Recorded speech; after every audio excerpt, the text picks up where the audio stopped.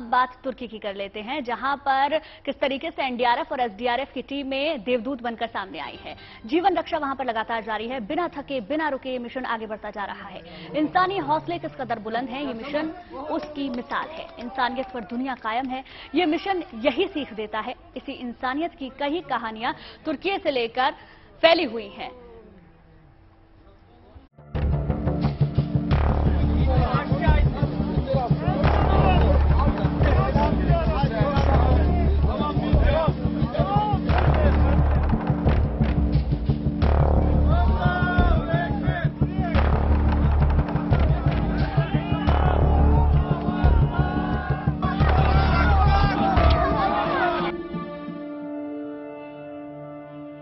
कह दो ना खुदा से कि लंगर उठा ले, मैं तूफान की जिद देखना चाहता हूं। तुर्की और सीरिया में सदी की सबसे भयावह त्रासदी के बीच जिंदगी की तलाश में जुटे राहत और बचाव के फरिश्तों के लिए ये शेर पूरी तरह मौजू है। भूकंप से धाराशायी इमारतों के मलबों का मंजर संदिल इंसान के कलेजे को भी छन्नी कर सकता है।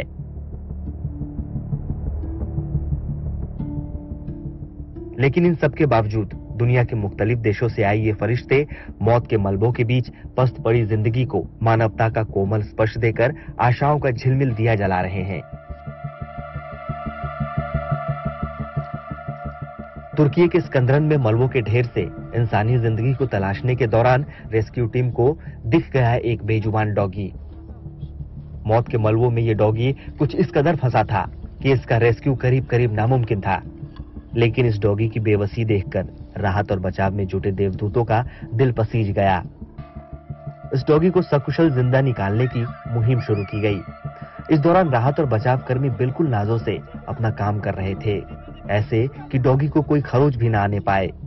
कोई बोतल से पानी लेकर उसे ऐसे पिलाने की कोशिश कर रहा था जैसे एक माँ अपने बेटे को दूध पिलाने की कोशिश कर रही हो।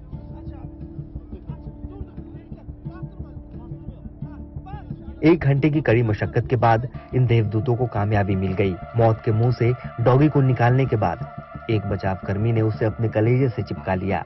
बेजुबान डॉगी कुदरती मजबूरी की वजह से फरिश्ते बनकर आए बचाव कर्मियों के लिए कृतज्ञता के दो शब्द तो नहीं बोल पाया, लेकिन अपने आंखों से उन्हें तृप्त भाव से ऐसे देख रहा था मानो इनके साथ जन्म जन्मांतर का रिश्ता बनाना चाहता हो। तुर्की और सीरिया में 6 फरवरी की मनहूस सुबह पल भर के लिए धरती हिली थी, लेकिन पल भर के प्रकोप ने न जाने कितने परिवारों को दे दिया उम्र भर का बेहिसाब दर्द। सीरिया के इदलिब शहर में बनाए गए इस मेकशिफ्ट राहत कैंप को देखिए। जिंदगी की बेदर्दी से बेखबर बेसुध सोते इन मासूम बच्चों को देखिए। 6 तारीख की रात भी ये ऐसे ही सोए होंगे। आज नींद तो वही है, लेकिन आसरा और आश्रय बदल चुका है। दूसरी ओर कुछ और भी नौनिहाल है जो सोए तो नहीं है, लेकिन उन्हें नहीं पता कि उनकी जिंदगी में अचानक क्यों इतना सब कुछ बदल गया। वो तो बस कौतूहल भरी निगाहों से हालात को पढ़ने की कोशिश कर रहे हैं। इस राहत कैंप में रहने वाले लोग एक दूसरे को नहीं जानते, लेकिन बेहिसाब विपदा की इस घड़ी में एक दूसरे के कंधों पर सिर रखकर गमगलत करने की कोशिश कर रहे हैं। उधर हालात के मारे इन लाचार लोगों के पेट की ज्वाला को शिद्दत से महसूस करने वाले दरियादिल लोग अपना भूख प्यास चैन करार भूलकर उनके खाने के इंतजाम में जुटे हैं। इंसानियत के नुमाइंदे राहत कैंप में खाने पानी का इंतजाम करने के लिए दिन रात जुटे हुए हैं। 5 दिन से राहत और बचाव में जुटे महामानवों का बेहिसाब जज्बा देखकर भूकंप पीड़ित भाव विभोर हैं। इसी दुनिया में 2 गज जमीन के लिए जंग पर उतारू हो जाने वाले दैत्य भी हैं, और इसी दुनिया में ये देवदूत भी हैं जो अपनी भूख को मारकर पीड़ितों का पेट भर रहे हैं। अपनी प्यास से बेपरवाह होकर गमजदा लोगों की प्यास बुझा रहे हैं। देवदूतों के इस जज्बे को देखकर भूकंप पीड़ित शायद यही कह रहे होंगे, जमीन के लिए जंग लड़ने वालों का जलवा तो चंद दिनों का होता है, इनकी इंसानियत की कशिश तो युगों युगों तक याद की जाएगी। Bureau report, good news today. चलिए अब आपको सीधे लिए चलते हैं श्रीहरिकोटा, क्योंकि आज इसरो अंतरिक्ष में कामयाबी की नई इबारत लिखने जा रहा है। देखिए काउंटडाउन चल रहा है और बस कुछ ही क्षणों में इसरो एक नई इबारत जो है कामयाबी की वो लिखने जा रहा है। देखिए इसरो आज बस कुछ ही क्षणों में स्मॉल सैटेलाइट लॉन्च व्हीकल यानी SSLV-D2 को लॉन्च करने जा रहा है। पूरे भारत के लिए काफी महत्वपूर्ण ये क्षण होने जा रहा है। काउंटडाउन यहां पर चल रहा है। तो देखिए सीधी तस्वीरें श्रीहरिकोटा से इस वक्त आपकी टेलीविजन स्क्रीन पर आप देख सकते हैं। काउंटडाउन लगातार चल रहा है। 30 सेकंड से भी कम का वक्त बचा हुआ है और एक एक तस्वीर यहां पर हम आपको दिखाएंगे। भारतीय अंतरिक्ष अनुसंधान संगठन आंध्र प्रदेश के श्रीहरिकोटा से ये तस्वीरें आप देख रहे हैं, जहां पर अंतरिक्ष केंद्र के पहले लॉन्च पैड से, और ये देखिए काउंटडाउन लगातार जारी है। आखिरी 10 सेकेंड और किसी भी वक्त ये नई इबारत लिखने जा रही है। और ये देखिए लॉन्च हो चुका है SSLV-D2, जिसके लिए सभी को इंतजार था। और ये सीधी तस्वीरें श्रीहरिकोटा से आपकी टेलीविजन स्क्रीन पर SSLV-D2 लॉन्च हो चुका है। अपनी उद्दिष्ट कक्षा की ओर SSLV-D2 US-7 mission. We have confirmation from the Range Operations Director of the normal performance of Stage 1, which means close to 2,600 kilonewtons thrust. उन्होंने कहा कि उसका ये नया रॉकेट SSLV-D2 अपनी 15 मिनट की उड़ान के दौरान 3 उपग्रहों इसरो के EOS-07, अमेरिका स्थित फर्म एंटरस की और इसके अलावा जेनस और चेन्नई स्थित अंतरिक्ष स्टार्टअप को करीब 450 किलोमीटर की गोलाकार कक्षा में स्थापित करने का प्रयास करेगा और इसकी लॉन्चिंग हो चुकी है। इस रॉकेट की पहली टेस्टिंग उड़ान पिछले 9 अगस्त को भी हुई थी, लेकिन वो विफल साबित हुई थी। रॉकेट को लॉन्च करते समय वेलोसिटी को लेकर दिक्कतें आई थी। इसरो की ओर से जांच के बाद पता चला था कि दूसरे चरण के अलगाव के दौरान रॉकेट में कंपन आ गई थी, जिसकी वजह से प्रयोग सफल नहीं हो पाया था। लेकिन आज आखिरकार ये वो क्षण था जिसका पूरे भारत को इंतजार था और आज SSLV-D2 का सफल परीक्षण होते हुए टीवी स्क्रीन पर लाइव तस्वीरें आप देख सकते हैं। बिल्कुल, इसकी खास बात क्या है ये भी जानना बेहद जरूरी हो जाता है, क्योंकि ये रॉकेट न्यूनतम लॉन्च इंफ्रास्ट्रक्चर की मांग करता है। इसके अलावा 34 मीटर लंबा है, 2 मीटर व्यास वाला लॉन्च व्हीकल है, जिसका उत्थापन भार करीब 120 टन के लगभग बताया जा रहा है। रॉकेट को 3 सॉलिड प्रोपल्शन स्टेज और एक वेलोसिटी टर्मिनल मॉड्यूल के साथ कॉन्फ़िगर किया गया है। बिल्कुल, ये रॉकेट सैटेलाइटों को पृथ्वी से 450 किलोमीटर दूर पर धरती को निचली कक्षा में स्थापित करने वाला सैटेलाइट है। तो यहाँ पर बात हो रही है कि कितना महत्वपूर्ण है और साथ ही में क्या खासियत है इस सैटेलाइट की, क्योंकि लगातार हम इस बात की कर रहे हैं कि विफल हो गया था जो पहले इसको लॉन्च करने के प्रयास जो किया गया था, और आज आखिरकार SSLV-D2 का सफल परीक्षण हो गया है। बिल्कुल सरगम, और बहुत ज्यादा लंबा वक्त इसको दोबारा से लॉन्च करने में नहीं लगा है, क्योंकि पिछली बार जब ये आंशिक रूप से विफल हुआ था वो 9 अगस्त का वक्त, जब आंशिक रूप से SSLV का पहला परीक्षण उड़ान विफल हुआ, जब प्रक्षेपण यान के ऊपरी चरण के वेलोसिटी में कमी की वजह से उपग्रह को अत्यधिक अंडाकार अस्थिर कक्षा में पहुंचा दिया गया था, और जिसकी वजह से ये लॉन्चिंग आंशिक तौर पर विफल रही। और अब ये तस्वीरें भारत के लिए बेहद खास, सैटेलाइट अंतरिक्ष में SSLV-D2 को भेजा गया है। 3 सैटेलाइट को पृथ्वी की कक्षा में ये स्थापित करेगा। एक आजादी सेट को इनमें से छात्रों ने भी बनाया है, ये भी बेहद खास बात है।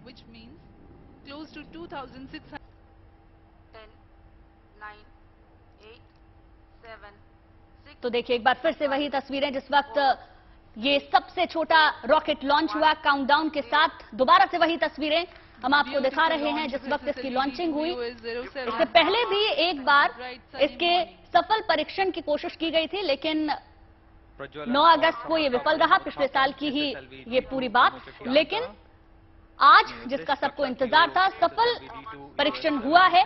श्रीहरिकोटा से ये तस्वीरें हम आपको अब से कुछ ही देर पहले की दिखा रहे हैं, जब सबसे छोटा रॉकेट SSLV-D2 लॉन्च हुआ। ये जो सैटेलाइट है बेहद खास है। ये 10 किलो से लेकर 500 किलो तक वजन ले जाने के लिए डिजाइन किया गया, और जिस तरह से हम लगातार आप तक ये बात पहुंचा रहे कि 2 बार प्रयास किया गया इसे लॉन्च करने का, पर दोनों ही बार विफल रहे और आज आखिरकार सफल परीक्षण हुआ, जिसकी तस्वीरें आपके टीवी स्क्रीन पर। प्रज्वलन और सफलतापूर्ण उत्थापन SSLV-D2 प्रोमोचक यान का। बिल्कुल, देखिए 2 तस्वीरें हम आपको दिखा रहे हैं। पहली जो तस्वीर इसमें आप देख रहे हैं वो श्री हरिकोटा के सेंटर की तस्वीरें हैं, अंदर से तस्वीरें आपको मिल रही हैं, और दूसरी तस्वीर उस दौरान की तस्वीर है जब इस सबसे छोटे रॉकेट को लॉन्च किया गया है। खास बात इसमें यह है कि एक आजादी सेट को छात्रों ने भी यहां पर बनाया है। बिल्कुल, इस रॉकेट की सबसे खासियत ये है कि इसकी लागत बहुत कम है। ये कम समय में ही तैयार हो गया और इसके जरिए एक साथ कई उपग्रहों को कक्षा में पहुंचाया जा सकता है, और इसकी लॉन्चिंग के लिए बहुत बड़े इंफ्रास्ट्रक्चर की भी जरूरत नहीं थी। बिल्कुल, तो क्या इसकी खासियत है वो लगातार हम आपको बता रहे हैं इन तस्वीरों के साथ। तस्वीरें बेहद खास हैं, पूरे हिंदुस्तान को गौरवान्वित कर देने वाली ये तस्वीरें हैं। इसरो से ये 2 तस्वीरें लगातार आपकी टेलीविजन स्क्रीन पर। SSLV-D2 लॉन्च हो चुका है, सबसे छोटा रॉकेट है, कई खासियत हैं, इंफ्रास्ट्रक्चर फ्रेंडली है, इसके अलावा लागत इसकी काफी कम है। लॉन्च इसको कर दिया गया है सतीश धवन प्रक्षेपण केंद्र से इसकी लॉन्चिंग हुई है, जिससे सीधी तस्वीरें आप देख रहे हैं। मिशन 3 पेलोड के साथ इसे लॉन्च किया गया। सैटेलाइट को 10 किलो से लेकर 500 किलो तक वजन ले जाने के लिए डिजाइन किया गया है। इसके अलावा पृथ्वी की निचली कक्षा में 15 मिनट तक ये उड़ान भरेगा, जहां ये सैटेलाइट को 450 किलोमीटर की गोलाकार कक्षा में तैनात किया जाएगा, जो इसरो की तरफ से शुरुआती तौर पर जानकारी दी गई है। तो लगातार ये तस्वीरें हम आपको दिखा रहे हैं श्री हरिकोटा से। भार 156 केजी ये हर किसी के लिए बेहद खास पल है। 1 साल का निर्धारित किया गया है। कुछ ही क्षणों में द्वितीय चरण को यान से पृथक कर दिया जाएगा तथा तृतीय चरण का प्रज्वलन शुरू होगा।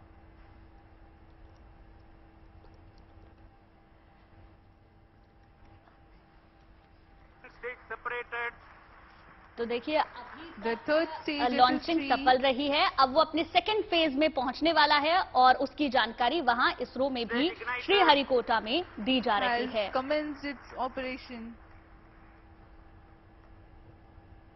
जो साइंटिस्ट वहां पर मौजूद हैं, अभी तक इसरो की लॉन्चिंग कितनी सफल रही, कहां तक वो पहुंचा, कितने फेज में पहुंचा और तीसरे फेज में कब तक पहुंच जाएगा, इसके बारे में वहां पर जानकारी दी जा रही है। 2 स्क्रीन इस वक्त आप देख रहे हैं। जो दूसरी तस्वीर है आपसे कुछ ही देर पहले की तस्वीर है जब लॉन्चिंग हुई थी, और पहली तस्वीर आप सीधी तस्वीर वहां से देख रहे हैं। जो फ्लाइट इवेंट्स वहां पर हो रहे हैं, घट रहे हैं, वो एग्जैक्टली आप यहां पर देख सकते हैं।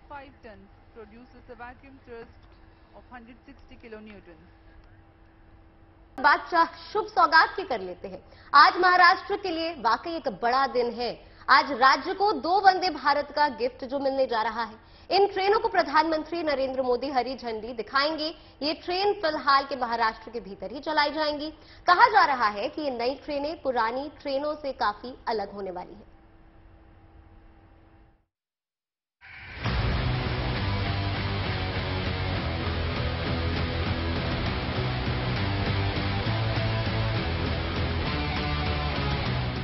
बीजेपी सरकार शहरों को नई रफ्तार दे रही है। इसी रफ्तार की कड़ी में मुंबई को अब वंदे भारत ट्रेनों की सौगात की दूसरी किश्त दी जा रही है। खास बात यह है कि जिन एक जोड़ी नई ट्रेन का तोहफा दिया जा रहा है, वो महाराष्ट्र के लोगों को नई सहूलियत मुहैया कराएगा। इसके जरिए अब मुंबई से महाराष्ट्र के दूसरे शहरों तक का सफर आसान होगा। बड़ी बात यह है कि इन ट्रेन के चलने से शिरडी, शोलापुर और पुणे जाना न केवल आसान होगा, बल्कि दूसरे संसाधनों के मुकाबले किफायती भी। वंदे भारत ट्रेनों की सबसे खास बात है इसका अंदर का कंपार्टमेंट और उसकी स्पीड। वंदे भारत ट्रेन जो कि स्पीड में चलती है, तकरीबन 120 की आसपास की स्पीड सर ये चलती है, प्लस जो यात्री होते हैं वो एकदम आरामदायक सफर कर सकते हैं और अपने अपने डेस्टिनेशन तक पहुंच सकते हैं। कल प्रधानमंत्री नरेंद्र मोदी द्वारा इन दोनों ट्रेनों को फ्लैग ऑफ किया जाएगा और इसकी शुरुआत कल हो जाएगी।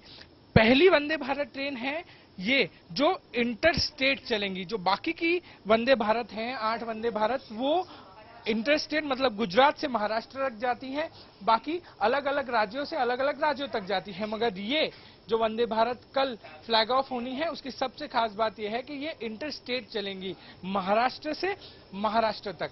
इससे जो महाराष्ट्र के लोग हैं उनको एक फायदा और भी होगा, अगर उनको पूना जाना है, सोलापुर जाना है या शिरडी जाना है और जल्दी पहुंचना है तो वंदे भारत सबसे ज्यादा उनको किफायती भी पड़ेगी और साथ ही साथ जो है आरामदायक सफर के साथ वो अपने डेस्टिनेशन तक पहुंच पाएंगे। फिलहाल जो 2 ट्रेन चलने वाली है उसमें से एक वंदे भारत मुंबई से शिरडी मर्थल घाट होकर जाएगी। वंदे भारत 350 किलोमीटर का ये रास्ता 5 घंटे 25 मिनट में तय करेगी, जबकि मुंबई से शोलापुर 400 किलोमीटर का रास्ता 6.5 घंटे का है। ट्रेन में एग्जीक्यूटिव और चेयर कार मिलाकर 16 कोच है। ट्रेन की 1128 यात्रियों की क्षमता है। ये ट्रेन काफी रिलीजियस जगहों को जोड़ रही है। नासिक साइड जाइए, त्र्यंबकेश्वर, शिरडी साईं बाबा जी का धाम है, आगे इधर जाएंगे आप तो जो है सिद्धेश्वर है, पंढरपुर है। तो ये जो चीजें जगह हैं इस कारणों से ऐतिहासिक है। पिछले साल के बाद अब तक देश को 8 वंदे भारत ट्रेनों का तोहफा मिल चुका है। अलग अलग राज्यों में शुरू हुई ये ट्रेन यात्रियों को पसंद आ रही है। महाराष्ट्र में मुंबई और गांधीनगर के बीच एक वंदे भारत पहले से ही चल रही है। मुंबई से पारस दामा, good news today.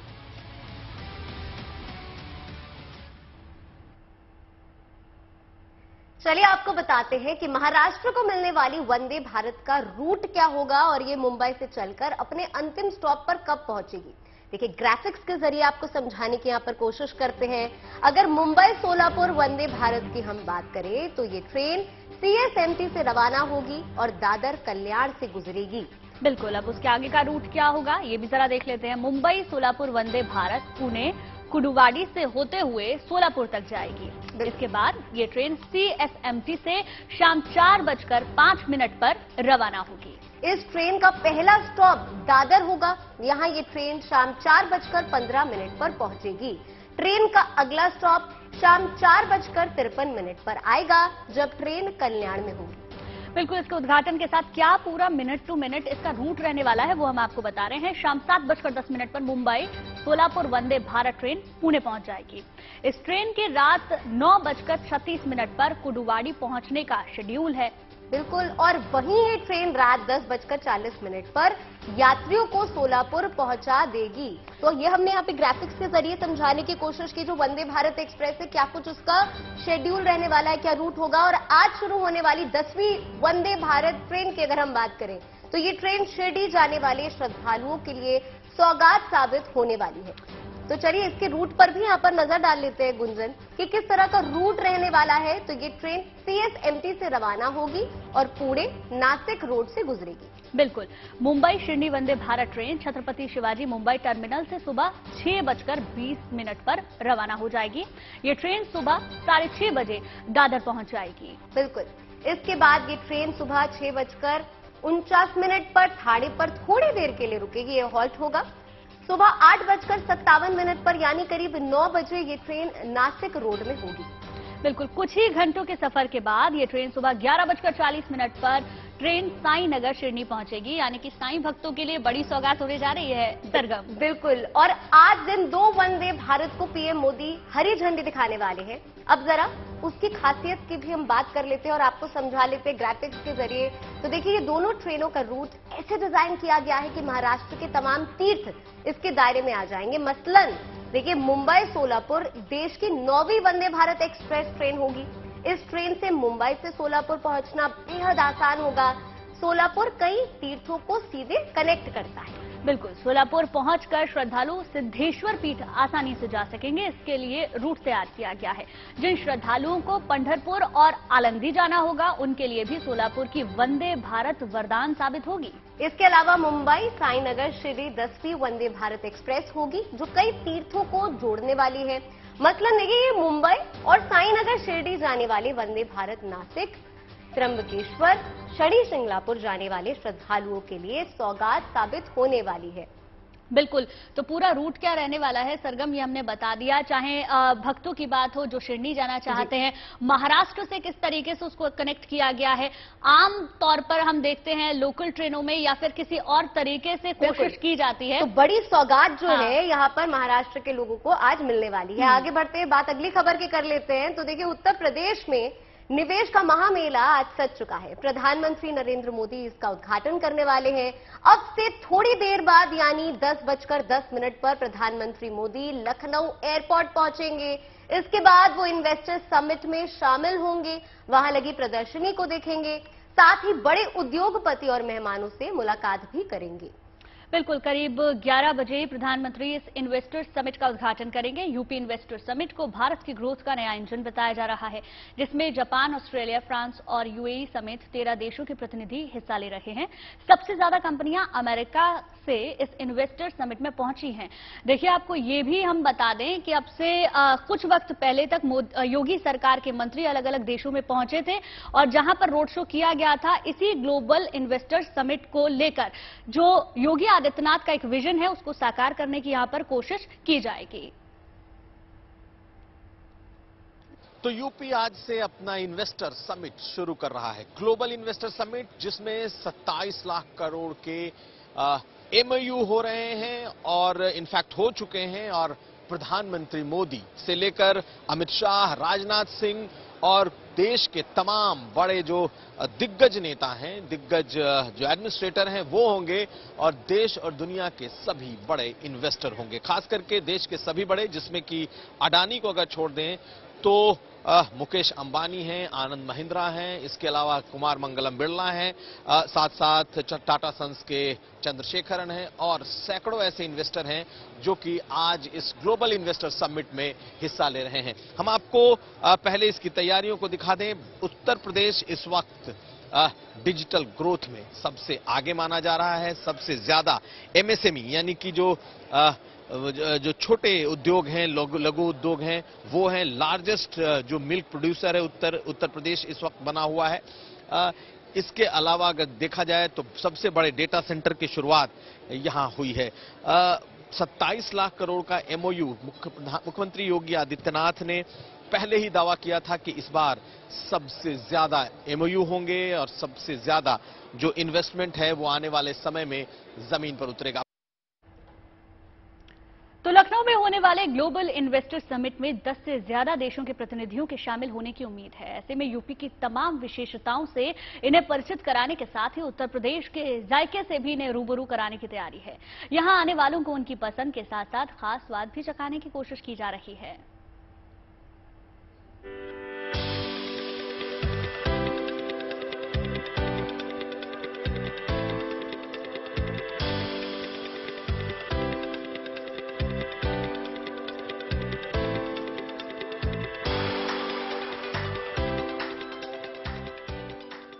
Uttar Pradesh निवेश के सबसे बड़े मेले यानी ग्लोबल इन्वेस्टर समिट के लिए पूरी तरह तैयार है। इस समिट को ऐतिहासिक बनाने के लिए यूपी सरकार ने सभी संभावनाओं के दरवाजे खोल दिए हैं, जिसमें उसने पर्यटन स्थलों से लेकर धार्मिक महत्व के ठिकानों को लखनऊ में बनाए टेंट सिटी तक पहुंचा दिया है। इसी के साथ इस समिट को यादगार बनाने की एक और कवायद की जा रही है। यूपी के जायके के जरिए मेहमानों को एक यादगार स्वाद का एहसास कराने की कोशिश है। यूपी के जायकों के साथ ही कई दूसरे राज्यों के जायके भी परोसने की कोशिश है। जितने मेहमान आएंगे उन्हें क्या कुछ आप परोसने वाले? बेसिकली हमारा जो हमने बेस जो रखा है, हमने अवधी फूड ज्यादा रखा है, इंडियन फूड ज्यादा रखा है, क्योंकि हमारा यूपी के अंदर ये हो रहा है कॉन्सेप्ट, क्योंकि डेलीगेशन सारे आउट ऑफ इंडिया से आ रहे हैं पूरे के पूरे।